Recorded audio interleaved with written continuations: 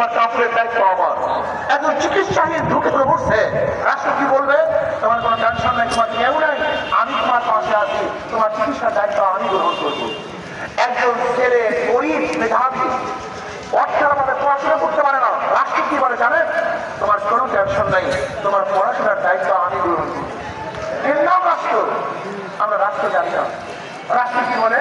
তোমার রাস্তা ভাঙ্গা, তুমি চলতে পারো না, তুমি এদেশের নাগরিক, আমি রাষ্ট্র, তোমার রাষ্ট্র মেরামত করার, রাস্তা মেরামত করার দায়িত্ব আমার, আমি তোমাকে রাস্তা সুন্দর করে দেবো। এর নাম রাষ্ট্র। আর এখন রাষ্ট্রপতি কি মনে করে? জুলুম, অত্যাচার, অবিচার, গুম, খুন, ধর্ষণ, চুরি, ডাকাতি, চাঁদাবাজি, এর নাম রাজনীতি না। এটা জুলুম তন্ত্র, এটা ডাকাতি তন্ত্র, এটা চাঁদাতন্ত্র হতে পারে, কিন্তু এটা রাষ্ট্রতন্ত্র হতে পারে না। রাষ্ট্রতন্ত্র মানে যে রাষ্ট্রের মধ্যে প্রত্যেকটা মানুষ নিরাপত্তা অর্জন করবে, রাষ্ট্রের দায়িত্ব থাকে। তুমি না খেয়ে ঘুমাও, আমার পুলিশ তোমার বাড়ির দরজা পাহারা দিবে, তোমার কোনো টেনশন নেই। তোমাকে কেউ আক্রমণ করবে, চুরি করবে, সেই দায়িত্ব আমার, আমি তোমাকে পাহারা দেবো, তুমি ঘুমাবা। এর নাম রাষ্ট্র। কিন্তু আজকে ৫৩ বছর যারা ক্ষমতায় ছিল এই কাজগুলি করতে পারেনি। তারা কি করেছে?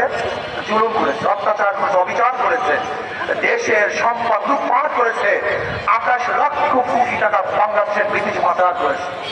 আপনি জানেন রাষ্ট্রের প্রত্যেকটা খাতকে ধ্বংস হয়ে ফেলেছে।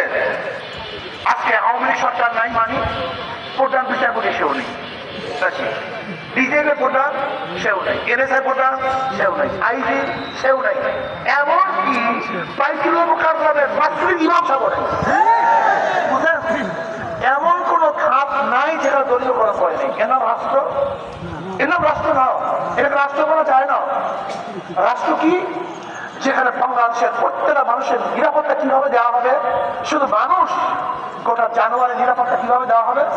ওমর ইবনে খাত্তাব রাদিয়াল্লাহু সেই বক্তব্য যে ফোরাতের কোলেও যদি একটা কুকুর না খেয়ে মারা যায়, আমি ওমরকে জবাব দিতে হবে। এর নাম রাষ্ট্র। একটা কুকুর, মানুষ তো দূরের কথা, রাষ্ট্রের একটা কুকুর, একটা পাখি, একটা জানোয়ার যদি না খেয়ে মারা যায়, রাষ্ট্রপ্রধানকে জবাব দিতে হবে একটা কুকুর না খেয়ে মারা যাবে কেন। এর নাম রাষ্ট্র। আমরা রাষ্ট্র সম্বন্ধে জানি না। কেনই বা করবে? ওরা তো করতেই পারবে না।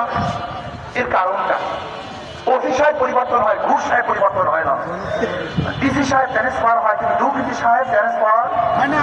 এর কারণটা, বহু দলের শাসন আমরা দেখেছি, আওয়ামী লীগের শাসন দেখেছি, বিএনপি শাসন দেখেছি, জিয়াউর রহমান সাহেবের শাসন দেখেছি, কিন্তু ভাগ্যের পরিবর্তন দেখিনি।